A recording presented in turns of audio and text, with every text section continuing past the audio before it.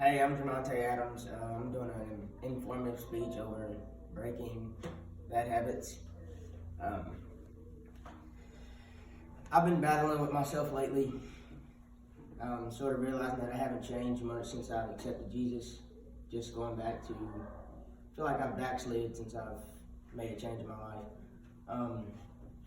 When I got here, I expected everything to just go away, but it really didn't. Instead, it all just came back on me.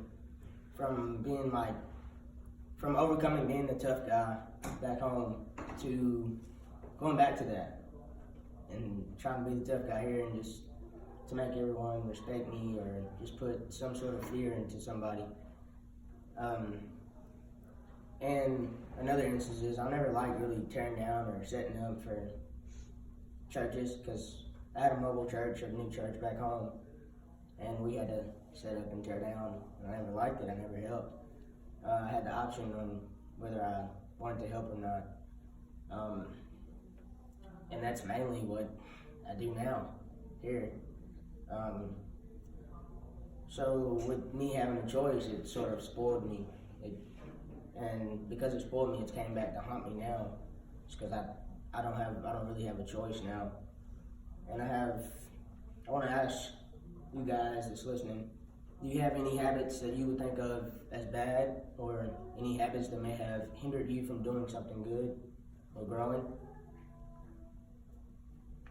Yeah, I don't have to answer.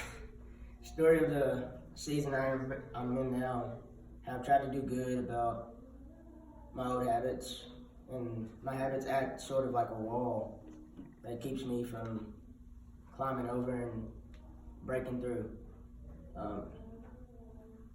According to desiringgod.org, it says, admit that it is a bad habit. The first way to break the bad habit is admitting that it's a bad habit that you need to stop. And I feel like that's what I'm doing now. And that's step one. That's step one to breaking a bad habit. Step two is clearly define the negative reasons you need to break this bad habit. And according to Galatians chapter 6, verse 7 through 8, it says, don't be misled. You cannot mock the justice of God. You will always harvest what you plant. Those who live only to satisfy their own sinful nature will harvest decay and death from that sinful nature. But those who live to please the Spirit will harvest everlasting life from the Spirit. And I say to that, to get through the what, you have to remember the why. And step three, according to desiringgod.org, is prayerfully make a spiritual and practical plan on how you will break this bad habit. You may be asking yourself how, and here's why. Ask for guidance from God. He will never lead you wrong.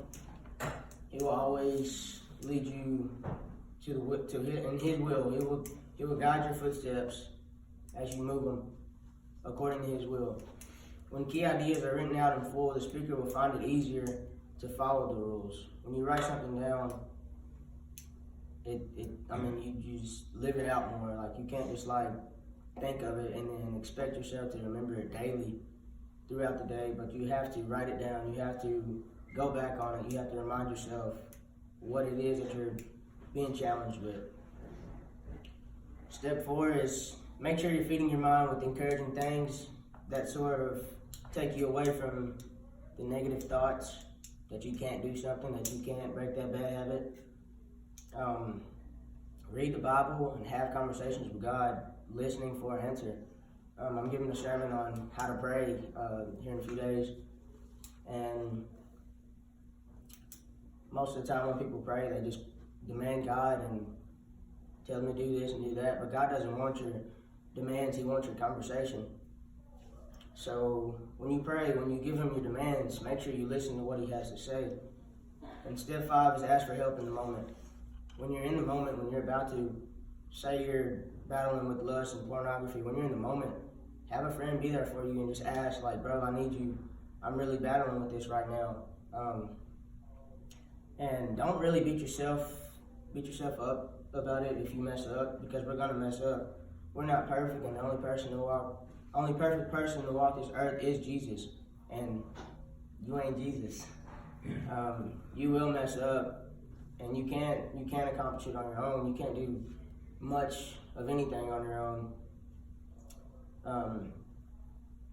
I've battled plenty instances where I've tried to break a bad habit and I tried to do it on my own, and it actually made it worse. It threw me into a deep depression and a sense of self-hatred. In conclusion, breaking bad habits aren't always bad. Most of the time they're really good to break, which is why they're called bad habits. Your breakthrough to something huge could be behind breaking some of those habits. If you feel a tug within you to break those habits, listen to it. God wants to use you. Fight to break through those habits. Don't let them have power over you. According to Philippians 4:13, it says, I can do all things through Christ who strengthens me. And Philippians 4:13 says you can do it. So, thank you.